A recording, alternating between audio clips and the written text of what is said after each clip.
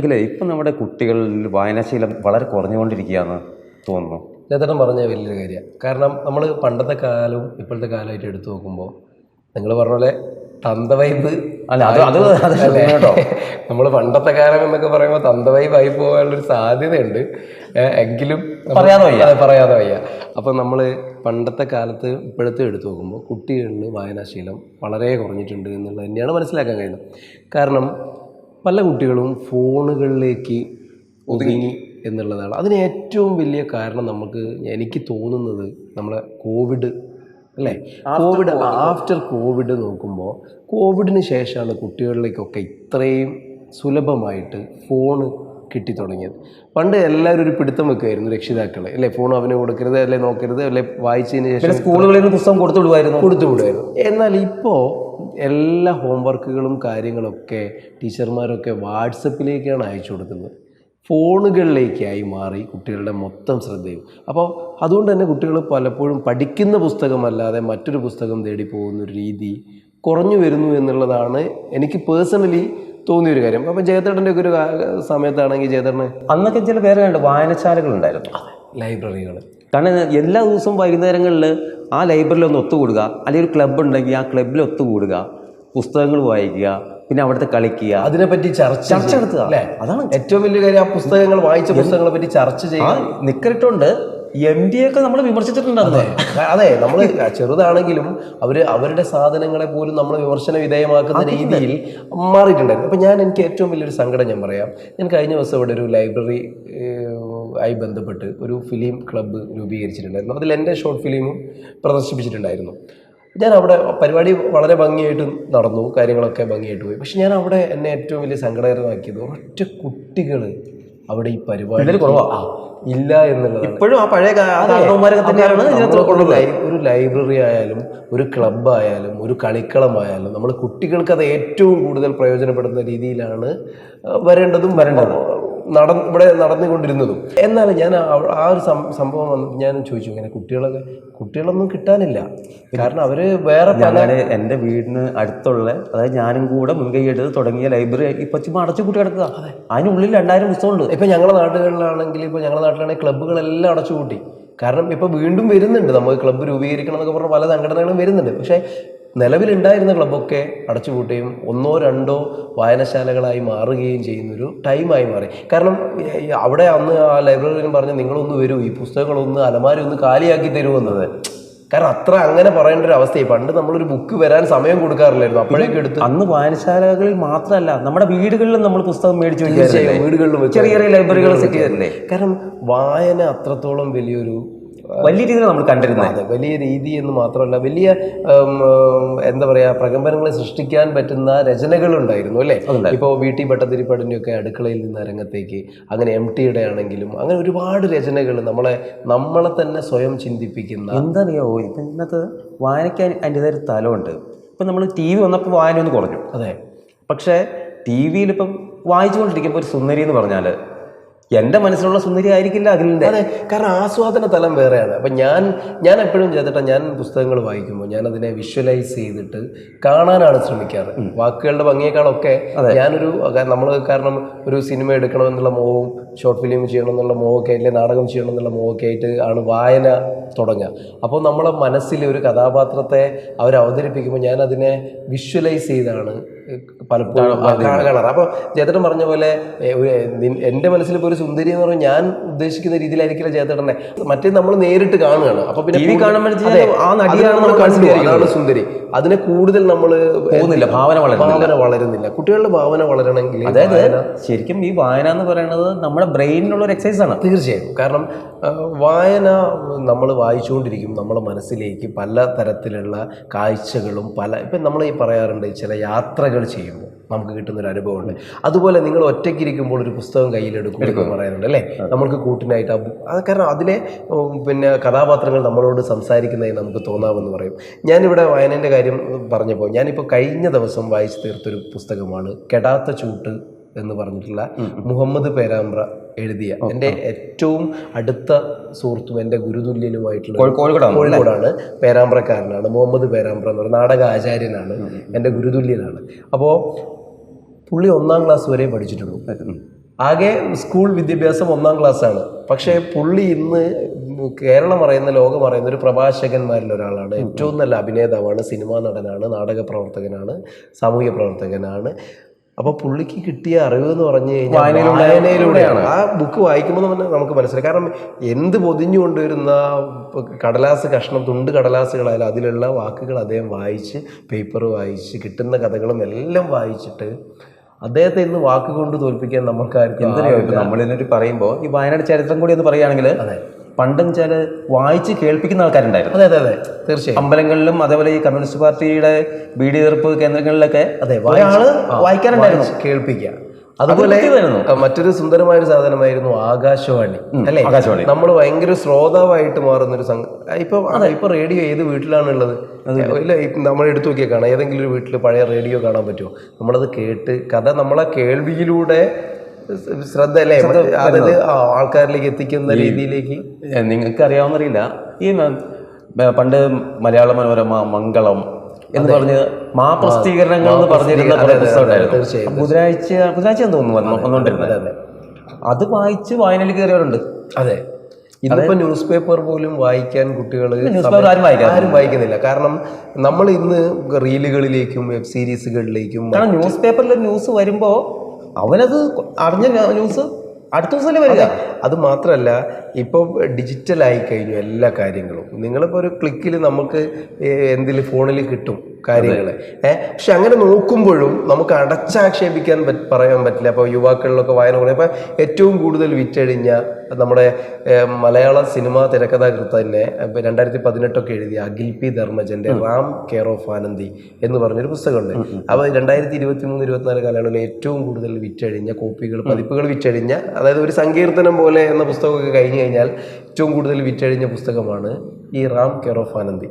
അത് യുവാക്കൾ, ഞാനന്ന് കോഴിക്കോട് KLF നടക്കുമ്പോൾ ഇത് വാങ്ങിക്കാൻ, ഇതെന്നല്ല പല പുസ്തകങ്ങളും വാങ്ങിക്കാൻ യുവാക്കളുടെ ഒരു നിര തന്നെ ഉണ്ടായിരുന്നു. അതെന്നെ ഭയങ്കര സന്തോഷത്തിലായി. കാരണം ഇപ്പോഴും വായന മരിച്ചിട്ടില്ല യുവാക്കളിൽ എന്നുള്ളൊരു സാധനം. കാരണം അത്ര പേരുണ്ടായിരുന്നു അത് അങ്ങനത്തെ എഴുത്തുകാരുമുണ്ട്. ഇപ്പം ബിനീഷ് പുതുപ്പണത്തിന്റെ പ്രേമനഗരം, ഏറ്റവും പ്രിയപ്പെട്ട എന്നോട് എന്ന് പറഞ്ഞ കഥകളൊക്കെ, അതൊക്കെ ഇപ്പോഴത്തെ ന്യൂ ജനറേഷൻ ട്രെൻഡിൽ പോകുന്ന കഥകളാണ്. ഞാൻ ഛത്തീസ്ഗഡ് യാത്രക്കിടയിലാണ് റാം കെയർ ഓഫ് ആനന്ദി വായിക്കണത്.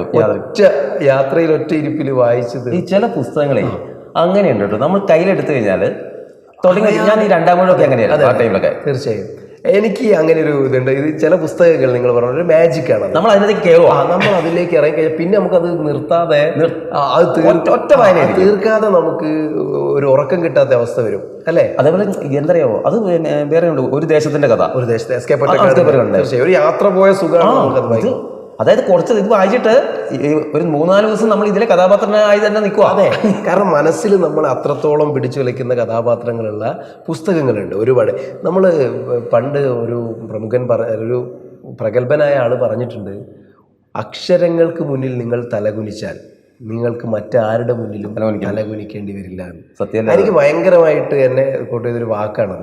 കാരണം അറിവ് നമ്മൾ നേടിക്കഴിഞ്ഞാൽ നമ്മൾക്ക് പിന്നെ മറ്റാരുടെ മുന്നിലും.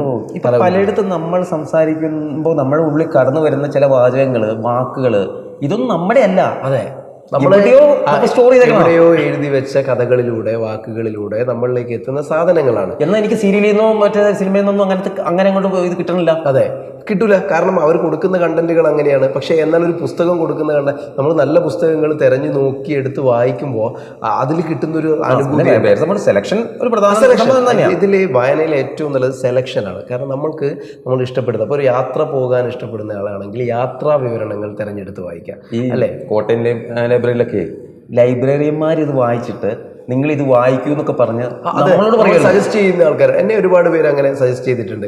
കാരണം ഞാനിപ്പോൾ എൻ്റെ ഒരു പ്രിയ സുഹൃത്ത് തന്നെ എഴുതിയ ഡോക്ടർ അജയ് നാരായണൻ ഇന്നിപ്പോൾ വായിച്ചു തീർത്തൊരു പുസ്തകമാണ് തേവിടിശ്ശിക്കാറ്റ് എന്ന് പറയുന്നത്. വ്യത്യസ്തമായ ഒരു പ്രമേയമാണ്.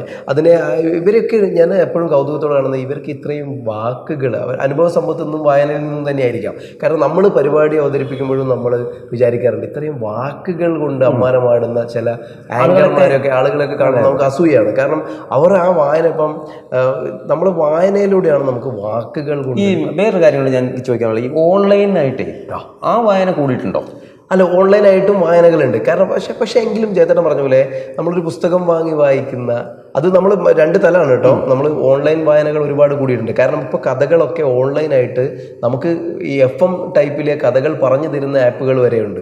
അതായത് നമ്മൾ റേഡിയോ ടൈപ്പിൽ കഥകൾ പറഞ്ഞു തരുന്നുണ്ട്. അതുപോലെ തന്നെ കഥകളുടെ കഥാ ബുക്ക് എന്നൊക്കെ പറഞ്ഞിട്ട് ആപ്പുകളുണ്ട്. പക്ഷെ അത് ഇപ്പൊ കുട്ടികൾ വായിക്കണ്ടോ എന്നുള്ളതാണ്. കുട്ടികൾ യുവാക്കളൊക്കെ ഓക്കെ, ഞാൻ ഏകദേശം അത് കുട്ടികൾ ശരിക്കും പറഞ്ഞാൽ ഏകദേശം നമ്മൾ കണക്കെടുത്ത് നോക്കുകയാണെങ്കിൽ കുട്ടികളുടെ വായനാശീലം വളരെ കുറഞ്ഞിട്ടുണ്ട്. അതായത് ഒരു 8 വയസ്സ്. അതെ, ആ കുട്ടികളുടെ വായനാശീലം പണ്ട് ഞാൻ പറയാം ബാലരമ ബാലഭൂമി തന്നെ നമ്മൾ ഏറ്റവും അതിൽ നിന്ന് തുടങ്ങാം. നമുക്ക് ബാലരമ ബാലഭൂമിയാണ് ഏറ്റവും കുട്ടികളെ ഏറ്റവും കൂടുതൽ. ഇന്ന് ഏത് കുട്ടിയാണ് ഒരു കളിക്കുടുക്കയോ കളിക്കുടുക്ക കാര്യം വരുന്നുണ്ട് വീട്ടില്, പക്ഷെ വായിക്കാൻ കണ്ടിട്ടില്ല. ഇപ്പൊ എന്റെ അമ്മയൊക്കെ എന്നെ പിടിച്ചിരുത്തിയിട്ടാണ് പണ്ട് പല കഥകളും വായിപ്പിച്ച്, അല്ലെങ്കിൽ അതും ശബ്ദത്തിൽ വായിക്കാൻ പറയും. കാരണം നമുക്ക് കേൾക്കണം എന്നുള്ള രീതിയിൽ അങ്ങനെ വായിച്ച് പഠിച്ചതിൻ്റെ ഒരു സുഖം നമുക്ക് കിട്ടാറുണ്ട്. അതുകൊണ്ട് വായിക്കാൻ ആഗ്രഹമുണ്ട്. പക്ഷെ വായന നമ്മളിൽ വരെ കുറഞ്ഞു എന്നുള്ളതാണ്. പഠിക്കുന്ന കാലത്ത് മാത്രമാണ് വായന ഉണ്ടായിരുന്നത്.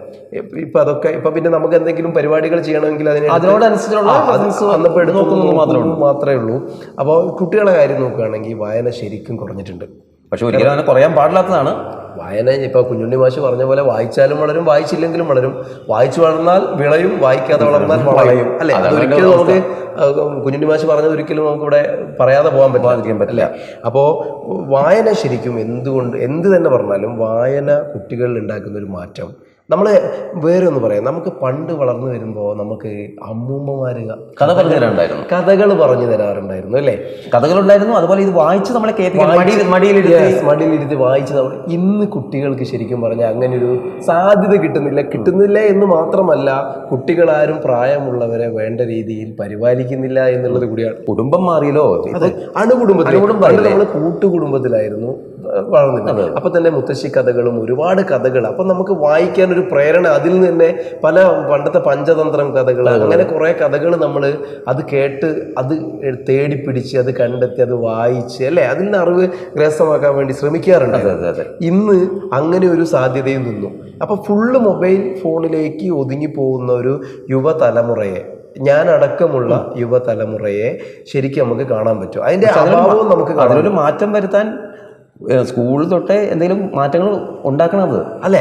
അത് അങ്ങനെ മാറ്റം വരുത്തണമെങ്കിൽ നമ്മൾ എന്ത് ചെയ്യണം? നമ്മൾ വായിച്ച് ചെറുകഥ, ബാലസാഹിത്യം തൊട്ട് വലിയ സാഹിത്യങ്ങൾ വരെ. അതെ, അത് ഇപ്പോൾ ചെറിയ ക്ലാസ്സിലെ നമ്മൾ കുട്ടികൾക്ക് എന്ത് ചെയ്യുക? ആ വായനയുടെ നമ്മൾ പലപ്പോഴും വായന മഹത്വം പറഞ്ഞു കൊടുക്കുക. അതെ, മഹത്വം പറഞ്ഞു കൊടുക്കുക. പിന്നെ വായനാ വാരത്തിലൊക്കെ നമ്മൾ പോകുമ്പോൾ കുട്ടികളോട് പറയുന്നതാണ്. പല കുട്ടികൾക്കും പല കഥകൾ ഏതാണ്, ബുക്ക് ഏതാണ്, ഇത് എഴുതിയ ആളാരാണ്, ഇതൊന്നും അറിയത്തില്ല. പക്ഷെ എന്നാൽ നമ്മളെക്കാൾ ടാലന്റ് മറ്റു പല കാര്യങ്ങളിലും അവരായിട്ട് കാണാൻ പാടില്ല ഒരിക്കലും. നമ്മൾ എന്താ തീർച്ചയായും അപ്പൊ പറയുന്നത് ഇവര് വലിയ ബുദ്ധിമാന്മാരെ. പക്ഷെ നമ്മളെക്കാട്ടിലൊക്കെ എത്ര ചെറിയ ചിലപ്പോൾ ഇവരുടെ ഒരു സ്റ്റേജ് കഴിയുമ്പോൾ ഇവര് പയ്യതിലേക്ക് വരുമായിരിക്കും. എന്റെ മനസ്സ് അങ്ങനെ. കാരണം ഇപ്പൊ ഞാൻ പറഞ്ഞുതരാം, നഷ്ടപ്പെട്ട് വരുന്ന നൊസ്റ്റാൾജികളൊക്കെ തിരിച്ചു പിടിക്കുന്ന ഒരു കാലമാണിത്.